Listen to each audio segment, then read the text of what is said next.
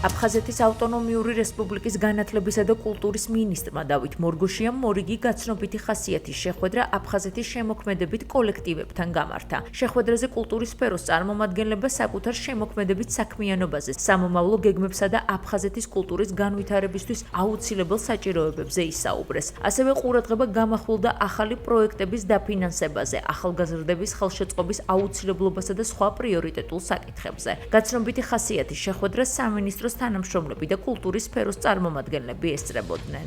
საკმაოდ პროდუქტიული შეხვედრა გავუმართეთ ჩვენი აფხაზეთის კულტურის და ხელოვნების წარმომადგენლებთან. პირველ რიგში მინდა მათ მადლობა გადაუხადო გაწეული სამსახურისთვის აქამდე და დღეიდან ჩვენ გაათმაგებულად და გაასმაგებულად შევეწევით აღნიშნული ინიციატივების განხორციელებაში, რამე თუ სახალხო დიპლომატიაში უმნიშვნელოვანესი როლი უჭირავს ხელოვნებასა და კულტურას.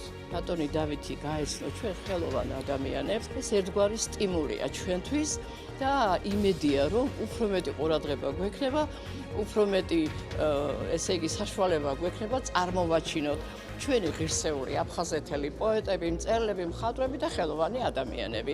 მინდოდა აუცილებლად გამეცნო ბატონი დავითი კულტურის ახალი მინისტრი, იმიტომ რომ იმ ჩვენს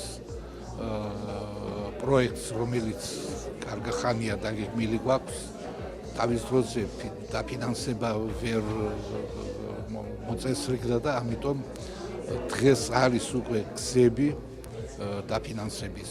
პროექტი ითვალისწინებს სოხუმიდან შემოქმედებითი წარმომადგენლობის ჩამოყვანას.